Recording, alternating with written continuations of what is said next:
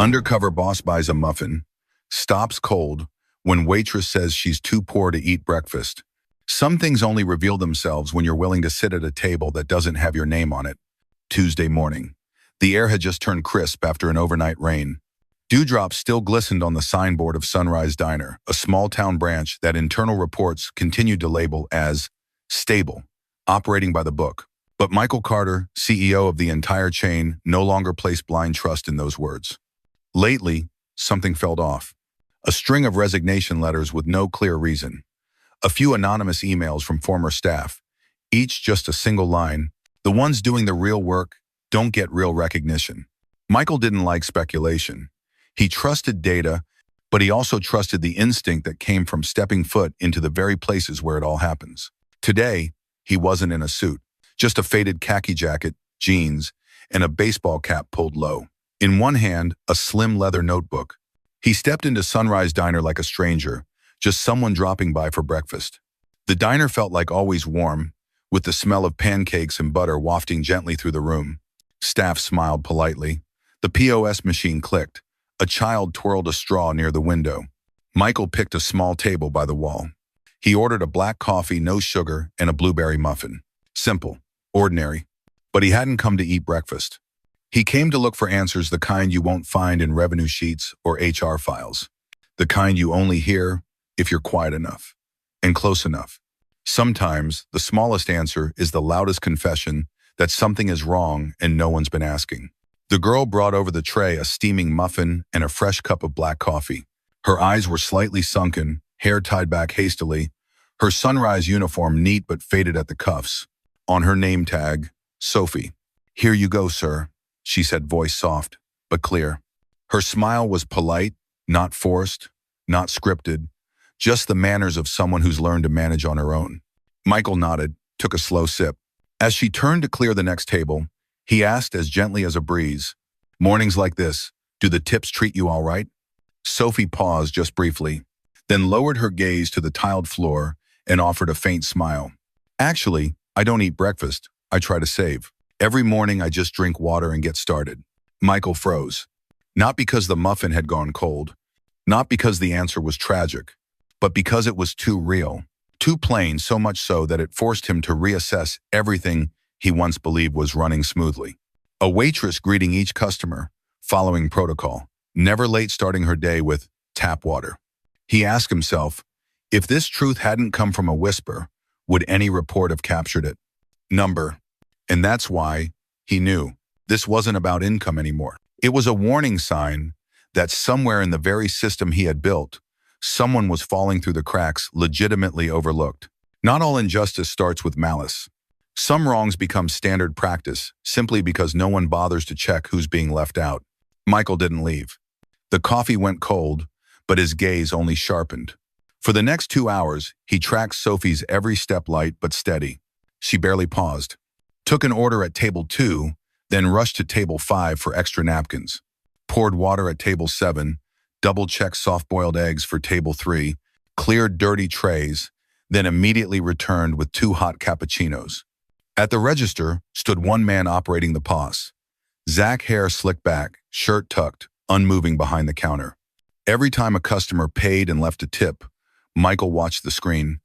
8 to table 4, 3 tip Zach M. 841, table 6, $2. 5 tip, Zach M. 859. Table 8475. Tip, Zach M. Not once did it say Sophie. Michael tightened his grip on the cold coffee mug.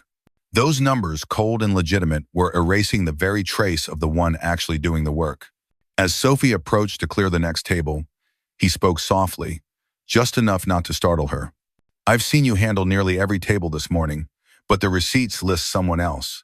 Sophie paused, not lifting her gaze right away. Then she pulled a notebook from her apron. Its corners were worn, and some pages stained with coffee.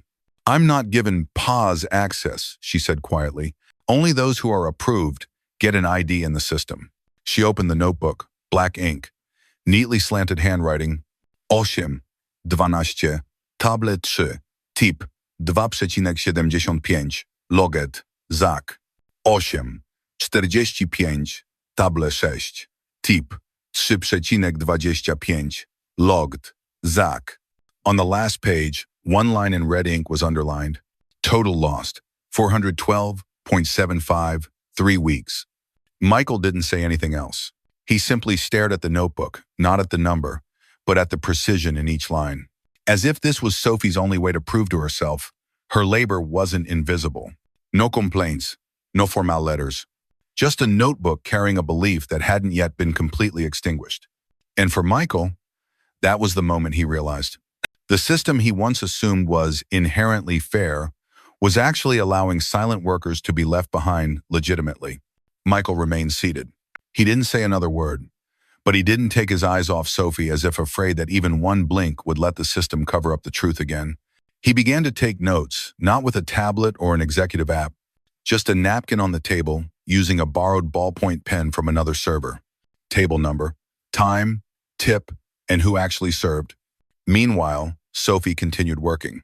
But something in her stride had changed.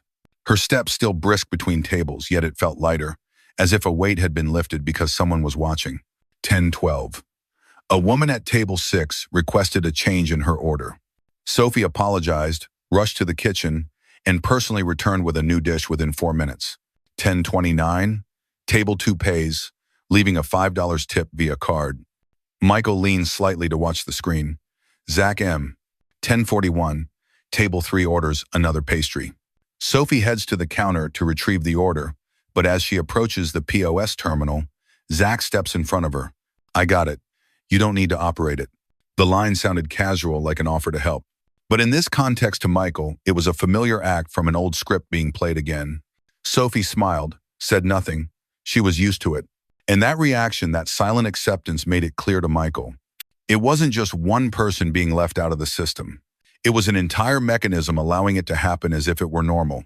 Outside, the sky began to darken, almost reflecting his own thoughts. Michael looked down, circled the figure $412.75, the amount Sophie had lost. Then he folded the napkin and slipped it into his coat pocket. It wasn't evidence. It was a reminder to himself. The system didn't just need a fix. It needed to be overturned so no one would ever again have to prove their labor with an old notebook. There are truths that don't need arguments, only the right moment to be shown in front of everyone. 9:02 a.m. Sunrise Diner, Suburban Branch, was as busy as usual. Customer voices calling for orders mixed with the hiss of the espresso machine and the clink of cutlery on porcelain. Zach manned the POS, same posture as always, pressed shirt, headset in ear. The manager, Mr. Reese, sat at the back corner table, flipping through the ordering log, sipping his coffee like a man with nothing to worry about. Then the door swung open. Michael Carter walked in. No more brown jacket, no baseball cap, just a direct gaze and a USB stick clenched firmly in his hand. He walked straight to the counter. I'd like to borrow the screen for a moment. Everything fell quiet in a single breath. Michael plugged the USB into the POS terminal, which had been looping an ad for their newest muffin flavor. The screen went dark, then flickered back to life. But this time, not with muffins. First video clip. Sophie, light blue uniform shirt, hair tied neatly, serves table 4. She places the pastry, pours water, bows slightly to thank the customer. A few seconds later, Zach steps up to the terminal and swipes the customer's card. The screen shows Z. Lang. Next audio recording. Mr. Reese's voice, clear and unmistakable. To receive tips, you must be on the approved list. Not on it? Too bad. Final footage. A corner camera view of the staff break room. Sophie sits silently at a stainless steel table, holding a glass of water. In front of her, a half-eaten muffin, her only breakfast of the day, interrupted by an urgent call to return to the floor. No one in the restaurant speaks. Some customers stop eating. A few employees exchange glances, then look towards Sophie, who now stands frozen near the kitchen door, her hands tightly gripping the edge of her apron. Michael turns back around. His voice is calm but resolute. I did not found Sunrise Diner so someone like Sophie has to skip breakfast because she didn't get what she rightfully earned. He points toward Reese. You turned supervisory authority into a filter excluding those who actually serve, just because their names weren't on your list. Then toward Zach. And you, entrusted with POS access, used it as a tool to collect rewards that weren't yours. Is for A staff member from the Internal Operations Department steps forward, handing over 2 sealed envelopes. Reese Gardner contract terminated, effective immediately. Zach Lang, all system access revoked. Michael doesn't need to raise his voice. The entire restaurant has gone silent. Then, he turns back to the counter and plugs in a small device. The POS screen glows with a new message. Tip system reset. Live, verified, by service, by name. Michael announces, as of today, every tip will be allocated to the actual server, in real time, and displayed publicly at the counter. No more selective lists. No more anonymity. Then he turned to Sophie, who still stood frozen, as if unable to believe what had just happened. Thank you for not backing down, even when the system turned its back on you. And a soft ray of sunlight filtered through the window, illuminating the table where Michael had sat just 1 week earlier. That morning, Sunrise Diner didn't just reboot a digital system. It reignited a forgotten concept. Fairness is a default, right? Not a reward to be begged for. After that declaration, a long pause stretched as if the room was holding its breath, waiting for something to break. And then the faint clink of a spoon tapping a coffee cup. An elderly customer stood up, placed a tip on the table, and said firmly, "This is the first time I've seen someone stand up for the right person." One small act after another began to ripple through the diner like a chain reaction. A barista stepped out from behind the counter and gently placed a hand on Sophie's shoulder, saying nothing. A young trainee quietly pulled out the whiteboard behind the register and wrote in bold letters, "Starting today, tips go to the one who did the work." Meanwhile, at the Sunrise Diner headquarters, the internal reporting system instantly registered a reset signal from the regional branch, triggering the rollout of reforms across the chain. A dashboard appeared. Branch number 22, new system, active. Branch number 37, update scheduled, 48 hours. Branch number 12, training in progress. And on the payment terminal, the first transaction under the new system lit up, 0917, table 7, 3.25. Sophie looked up, eyes red but clear. She said nothing.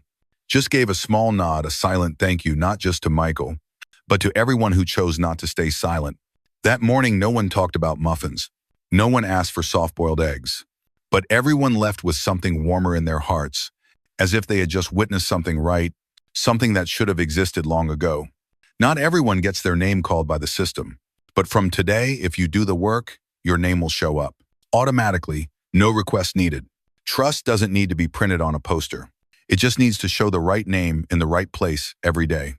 1 month later, Sunrise Diner, regional branch, still the same old wooden tables, the same soft yellow lights casting a gentle glow on every corner.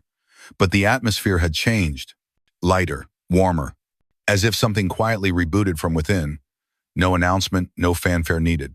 On the digital screen behind the counter, tip entries updated in real time. PGSQL, copy edit, tip status, verified vertical bar by name, 0744, table 2, 3, Sophie. Table 5, 2.5, Jaden. 818, table 3, $4. 75, Lila. No one had to keep their own receipts anymore just to track what they should have received. No more sighs over invisible transactions. Because from now on, if you truly served, your name would appear. By default. No asking, no waiting.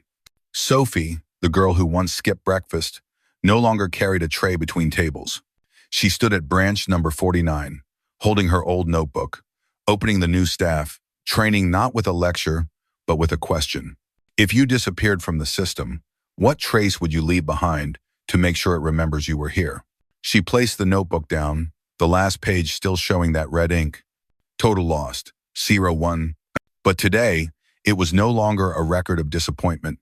It was a reminder. Every fair system needs to be rewritten by those it once forgot. Another morning, cool air, sunlight just warm enough to touch the window-side table. Michael returned. No one recognized him. He ordered a muffin and a black coffee and sat in the same seat as before. Before leaving, he placed under the plate a folded $20 bill, a small handwritten note, neat and steady. Thank you for doing the right thing, even when it meant going hungry. Sophie found it after her shift. She didn't say anything, didn't need to ask who had left it.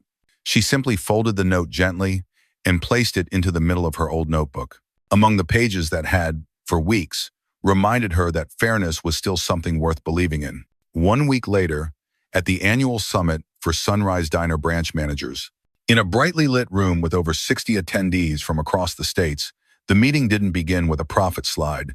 Instead, it started with a short video, exactly 42 seconds long. The clip replayed a scene of Sophie leading a training session, holding her old notebook, asking, "If you disappeared from the system, what trace would you leave to make sure it remembers you were here?" Then the screen faded to black with bold white text. "Real effort is never silent. We just need to listen differently." The room fell silent. Some managers lowered their heads. Some adjusted their posture, as if suddenly awakened from something they'd grown too used to. Michael stepped onto the stage. No lapel mic needed. He simply spoke, calmly and clearly. Not every issue comes from a system error, but if a system can't recognize who's truly trying, then it needs to be rewritten. Not to control better, but to see better those who've been left unseen. By the end of that summit, Sunrise launched 5 more pilot branches under the new framework: Live Recognition System, Transparent Effort Mapping, Tip plus Contribution Logs. Each staff member had the right to have their efforts recognized through their own actions, and for that recognition to appear in real time without needing approval. And as furry. Back at the regional branch, where the story began, a new group of interns had just finished their first day of training. In each person's hand was a photocopy, not of the employee handbook, not of procedural charts, but a scanned copy of Sophie's notebook, from the lost tip entries to the final red ink note. On the front page, a handwritten line had been added: "If you were ever overlooked, be the first to record what's right. Not to blame, but to remind yourself you matter." Fairness is not the spotlight cast on those already on the list. It's the faint beam of light, just enough for the ones who truly work, even if long forgotten, to finally see themselves in it. Because kindness doesn't begin with permission. It begins with a choice repeatedly made by those who were never the ones chosen.